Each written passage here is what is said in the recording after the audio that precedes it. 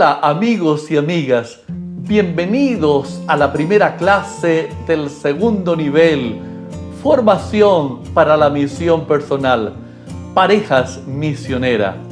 El lema o eslogan de este nivel es: busca una persona, llega a su corazón, muéstrale a Jesús y llévalo a Él. De este nivel son 15 clases bien interesantes, como les anuncié en la introducción. Si no han visto la introducción de este nivel, aquí les dejo una tarjeta para que la visiten. Les confieso que fue una tarea difícil para mí seleccionar los temas de cada clase y los contenidos de la misma. Existe mucho material y abundante contenido que no es posible abarcar o cubrir en estos espacios.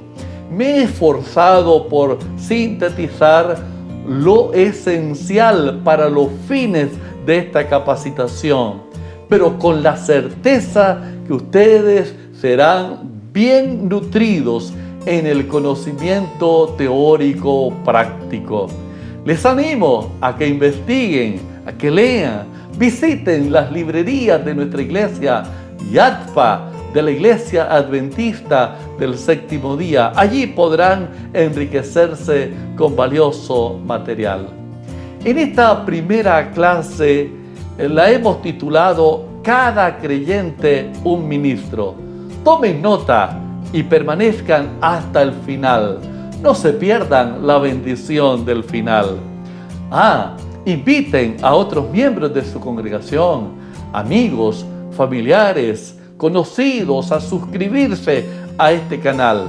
Y recuerden activar la campana. Esta les notificará la hora de la clase. Recuerden, Cristo viene pronto. ¿Sabían que el primer misionero que Cristo Jesús envió a territorio pagano fue el endemoniado transformado que Él había liberado de las garras del enemigo? Lean esa maravillosa historia en Marcos capítulo 5. Oremos. Nuestro Dios, gracias por darnos el privilegio de iniciar este nivel. Pedimos la presencia del Divino Maestro, el Espíritu Santo, con nosotros, que sea Él enseñándonos y guiándonos en esta clase. En el nombre de Jesús. Amén. En primer lugar, queremos establecer la esencia de la clase y definir algunos términos claves. ¿Quién es un ministro? Un ministro es el que ministra. ¿Y qué significa ministrar? Ministrar es servir, oficiar en nombre de Cristo. De acuerdo con la palabra de Dios, todos somos ministros, es decir, todos hemos sido llamados para servir, para oficiar en nombre de Cristo. Hay solo dos clases de ministros: los ministros pagados, o sea, los pastores ministros, y los ministros laicos, los ministros voluntarios, los laicos ministros. A esta categoría pertenece toda la congregación. No existe otra categoría en la iglesia. La Biblia establece solo dos categorías: los laicos ministros y los pastores ministros. Los ministros hemos sido llamados por Dios para estar con Cristo y trabajar en la misión. Y la misión es predicar el Evangelio, comunicar el mensaje de salvación a quienes no lo han conocido o todavía no se han decidido por Cristo. La misión es parte central de la actividad de Dios en el proceso de redimir la humanidad. Dios es el autor de la misión, no el hombre. La misión se originó en Dios, se basa en el amor de Dios y se realiza por voluntad de Dios. La Biblia nos enseña que la misión es la actividad fundamental de la Trinidad. El Padre, el Hijo y el Espíritu Santo están involucrados en salvar a la humanidad. Su plan se puso en actividad con la caída de Adán y Eva y continuará hasta el fin. El Padre, el Hijo y el Espíritu Santo restaurarán este mundo colocándolo en plena unidad con su propósito y con su voluntad. Lo más maravilloso de todo es que la Trinidad nos ha concedido el altísimo honor de formar parte del equipo en esta magna tarea. ¡Qué honor! ¡Qué privilegio! ¿Lo alcanzan a comprender? Los ángeles también participan en la misión, pero no tienen este privilegio que Dios le ha dado al hombre. En la clase número 10 explicaremos en detalle la razón de Dios para concedernos este honor. Ahora veamos la realidad que como iglesia y como individuo estamos viviendo en muchos lugares. Estas revelaciones son muy preocupantes. En primer lugar, ni siquiera 1 de cada 100 de nosotros está haciendo nada, fuera de dedicarse a empresas mundanas comunes.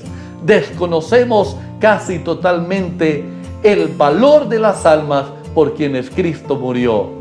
Testimonios tomo 8, página 148. Alguien llamado Billy Bryan escuchó a un moribundo decir: si tuviera mis fuerzas, gritaría, ¡gloria a Dios! A lo cual Billy le contestó: ¡qué lástima que no lo hiciste cuando las tuviste! Si todos los creyentes comprendieran claramente el propósito de Dios para la iglesia y el llamado del Espíritu a sus vidas, no habría necesidad de estar exhortándolos para que trabajaran por Cristo.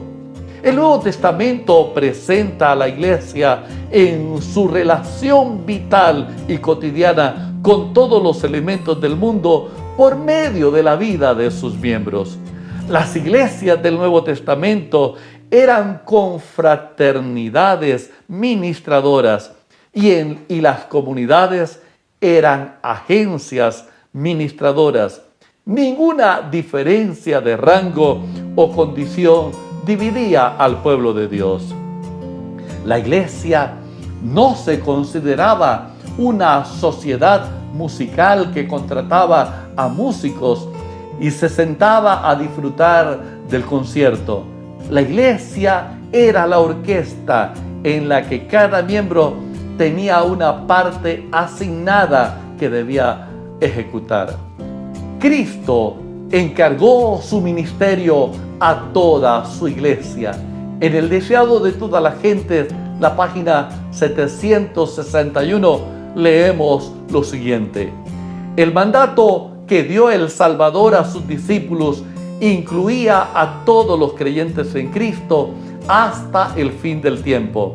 Es un error fatal suponer que la obra de salvar almas solo depende del ministro ordenado.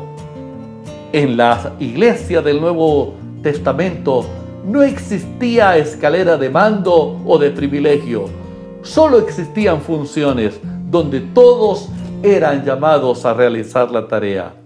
Debido a que cada verdadero discípulo nace en el reino de Dios como un misionero, en el vecindario, en su lugar de trabajo, en la ciudad o localidad donde vive, también cada creyente es un ministro de Cristo. Tal vez algunos de ustedes se estén preguntando: ¿existe una base bíblica sólida para interpretar el papel del creyente o laico como un ministro? Claro que sí.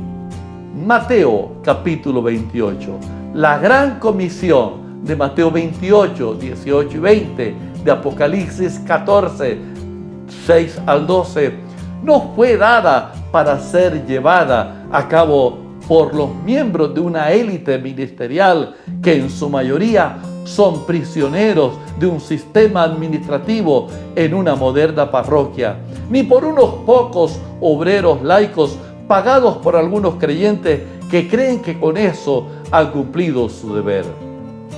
La obra del ministro laico y la obra del ministro pastor es totalmente equivalente. Por favor, espero que me comprenda. No quiero con esto generar una revuelta. Se emplea el término laico para referirnos a la totalidad de los miembros de la Iglesia. Pero hemos llegado a establecer una escala más: ministros pastores, ministros laicos y miembros de iglesia. Y con mucha tristeza se observa que los ministros pastores son los pocos de la élite y los ministros laicos un pequeño puñado de creyentes que realiza la tarea de la evangelización, y que la iglesia, esa enorme multitud que se sienta cómodamente a presenciar el espectáculo. Lamentablemente, esta es la condición de la iglesia y es la condición de muchos. Les pregunto, ¿ustedes se sienten cómodos así? ¿Les parece eso justo? ¿O creen que eso es de la ley? Como les decía a mis hijos cuando estaban pequeños. Tristemente, en algunas ocasiones se ha empleado el término laico con un sentido peyorativo.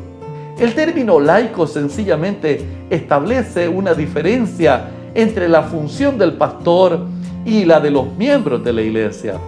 El ministro pastor, como empleado por la iglesia con dedicación exclusiva para ella, y el ministro laico como el voluntario que dedica parte de su tiempo al ministerio de la iglesia y con funciones de acuerdo a sus dones y ministerio.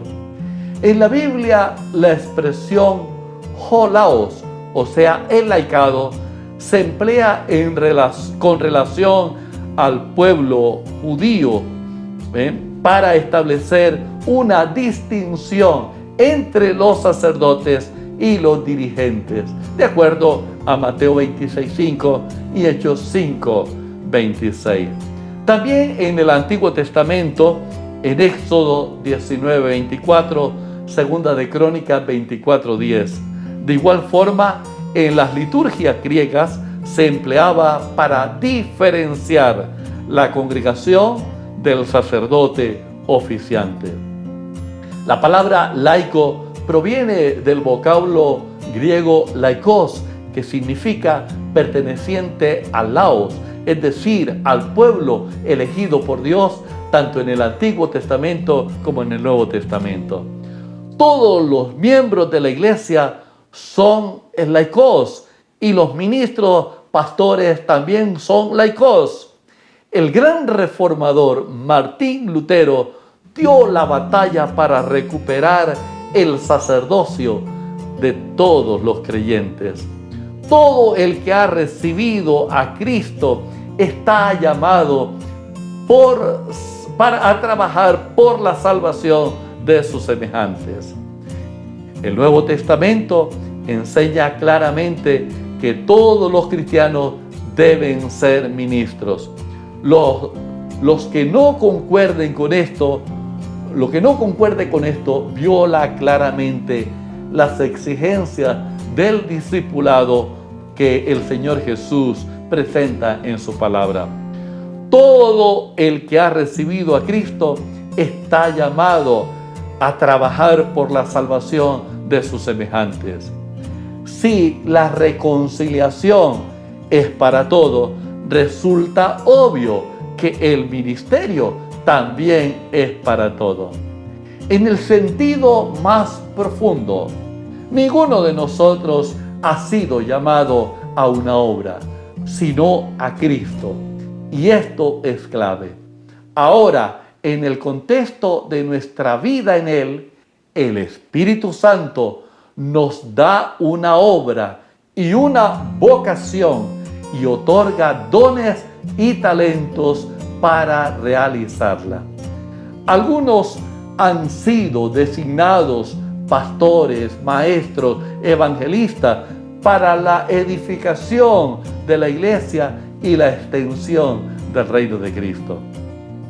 Ver a los ministros pastores en el frente del combate, peleando en solitario la batalla por Dios, y a los miembros en la retaguardia orando para que su paladín, al cual le están pagando, pueda pelear con bravura, es una parodia de la enseñanza del Nuevo Testamento.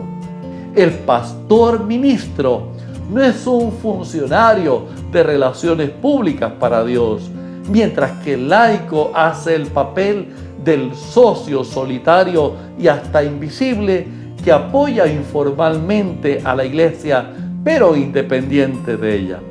Esto ha proporcionado la inclinación egoísta, perezosa y materialista de algunos miembros de iglesia y la satisfacción de la posesión, autoridad religiosa, prestigio y hasta orgullo de algunos pastores ministros. Los laicos se han de encontrar en la vanguardia, lejos del edificio de la iglesia, en su hogar, oficina, taller o lugar de trabajo o de estudio. Ahí debe estar el laico como hombre o mujer de Dios en medio de la vida diaria. En el libro El uso de los talentos, página 372, leemos que el hombre de negocio lleve a cabo sus transacciones comerciales en tal forma que glorifique a su maestro por su fidelidad, que haga que su religión participe en todo lo que haga y revele el Espíritu de Cristo a la gente, que el mecánico sea un representante diligente y fiel de aquel que trabajó en las humildes ocupaciones de la vida en los pueblos de Judea, que todo aquel que pronuncia el nombre de Cristo trabaje de tal manera que la gente que ve sus buenas obras pueda ser inducida a glorificar a su Creador y Redentor. El pastor también participa en la lucha. Él también es un laico, pero se concentra en su función principal, que es la de preparar y adiestrar a las tropas para la batalla. El libro Testimonios, tomo 7, página 19, leemos lo siguiente: la mayor ayuda que pueda darse a nuestro pueblo consiste en enseñarles a trabajar para Dios. Y esa es una de las finalidades fundamentales de estas capacitaciones laicas online. Pero el laico se ha convertido en una especie de cristiano perdedor o fracasado, cuya función principal consiste en pagar las cuentas del pastor y llenar los asientos vacíos de la iglesia. Lo que ocurre en el mundo del espectáculo ha trascendido también a la iglesia. Hoy en día se construyen grandes escenarios para los espectáculos que se llenan con multitudes que van a observar lo que otros hacen. Nos gusta mirar y disfrutar de lo que otros hacen, pero no nos gusta participar. Igual que el mundo, hemos construido grandes escenarios para congregar inmensas multitudes que en su mayoría son solo espectadores que muchas veces pagan por degustar la función. Esta realidad debe causarnos tristeza, aflicción, lágrimas y arrepentimiento. Hemos desarrollado una cristiandad espectadora en la que pocos hablan y muchos escuchan. La iglesia del Nuevo Testamento comenzó con Jesús diciendo a cada uno de sus seguidores, tanto a los apóstoles como a los creyentes comunes: id por todo el mundo y predicad el evangelio a toda criatura.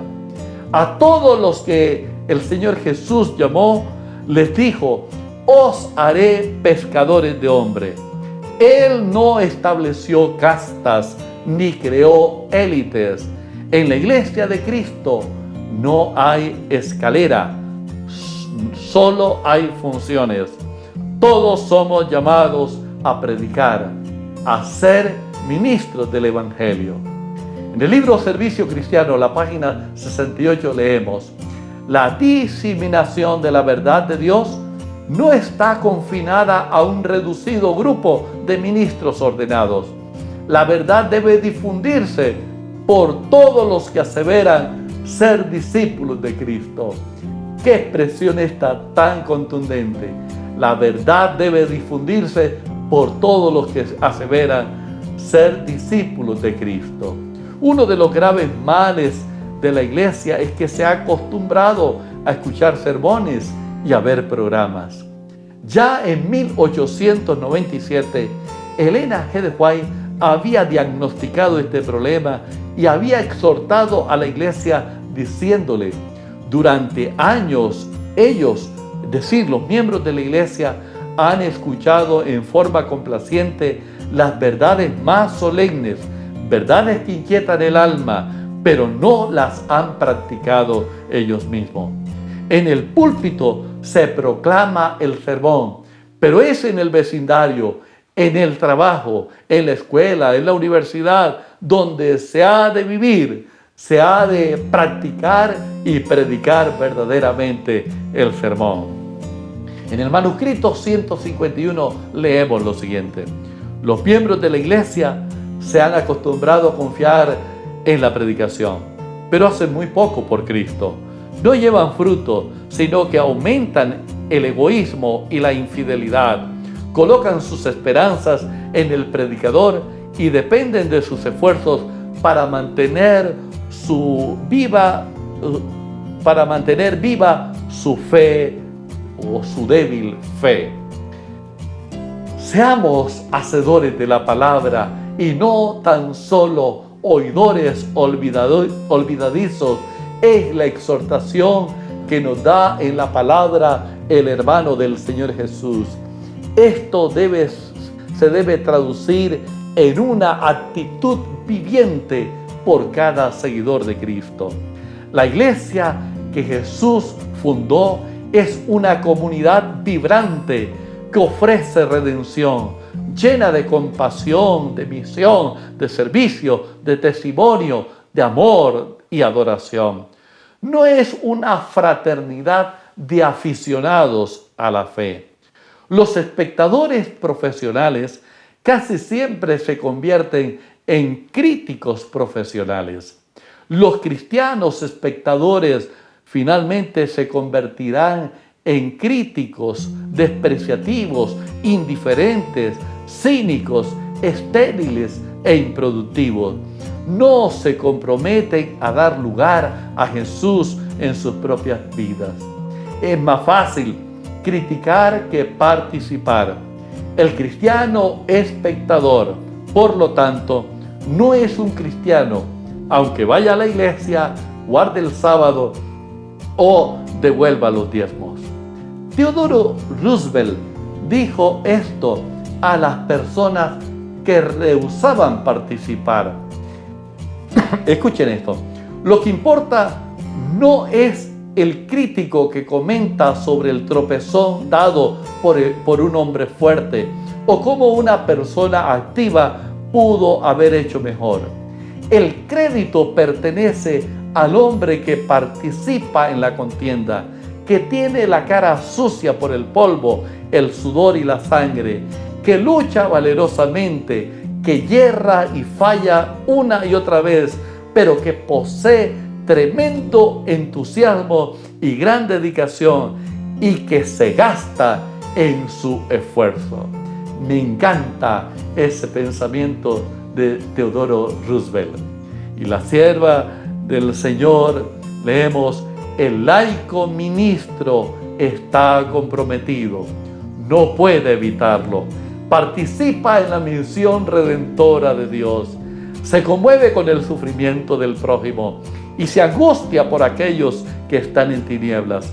No puede ser un espectador ni un ermitaño, porque Jesús dijo, no ruego que los quites del mundo, como tú me enviaste al mundo, así yo los he enviado al mundo. San Juan capítulo 17, versículos 15 al 18.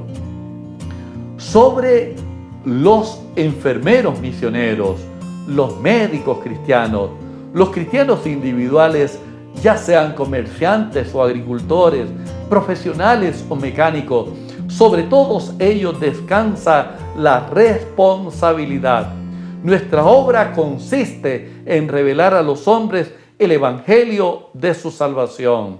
Cada empresa en la que participemos debiera ser un medio para alcanzar este fin. Manuscrito 151. Algunos se preguntan, ¿reconocerá la Iglesia la función de los laicos? A pesar de la importancia evidente y decisiva de los laicos, la Iglesia no le ha dado la relevancia teológica, pero eso no debe preocuparnos. Lo que verdaderamente importa es que seamos reconocidos por nuestro Salvador. Hemos de volver a la experiencia vivida por los creyentes del primer siglo, cuando los laicos desarrollaron ese papel protagónico que hizo que la Iglesia se multiplicara y se expandiera por todo el mundo conocido. La obra de Dios en esta tierra jamás podrá terminarse hasta que los hombres y mujeres que forman la feligresía de nuestra Iglesia se congreguen para realizar la obra y unan sus esfuerzos con los esfuerzos de los ministros y los dirigentes de la Iglesia.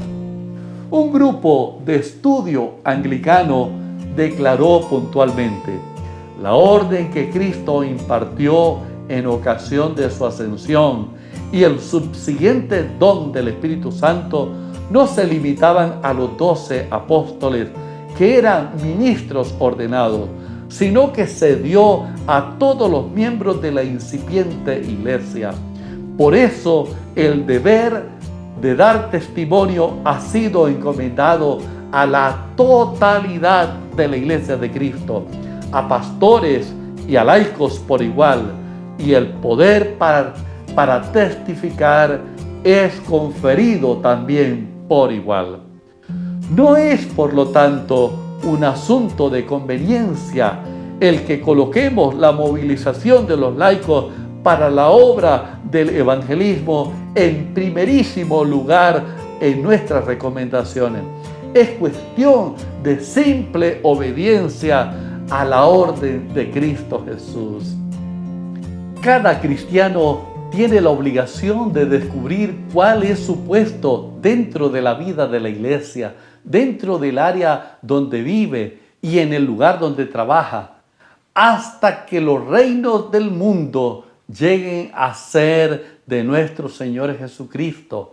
Apocalipsis 11:5. Si eres un creyente, eres un ministro. Y si eres un ministro, eres un misionero. En la Iglesia de Cristo no existen castas o escaleras, solo existen funciones. Recuerda esto siempre.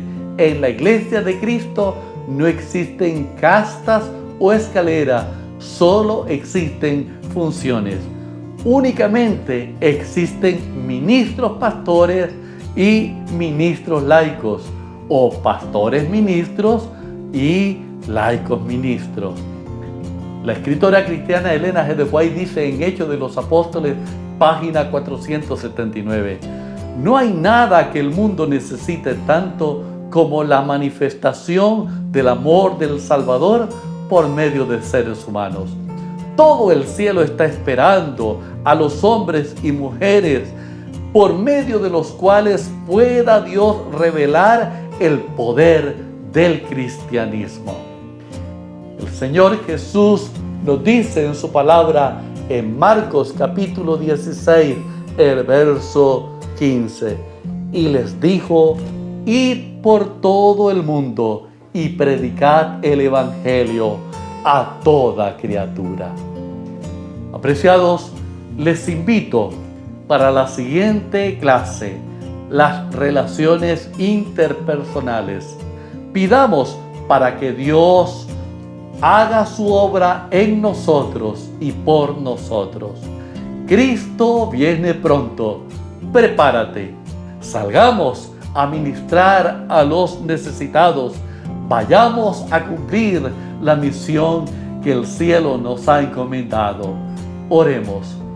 Padre de amor, gracias por este altísimo privilegio que tú nos concedes en ser participantes como ministros de este santo evangelio para dar a conocer las virtudes del que nos llamó de las tinieblas a tu luz admirable. Bendice a cada uno de los alumnos. Derrama tu Santo Espíritu en tu iglesia. Te lo pido en Cristo Jesús. Amén. Nos veremos pronto. Recuerda, busca una persona, llega a su corazón, muéstrale a Jesús y llévalo a Él. Que Jehová te bendiga.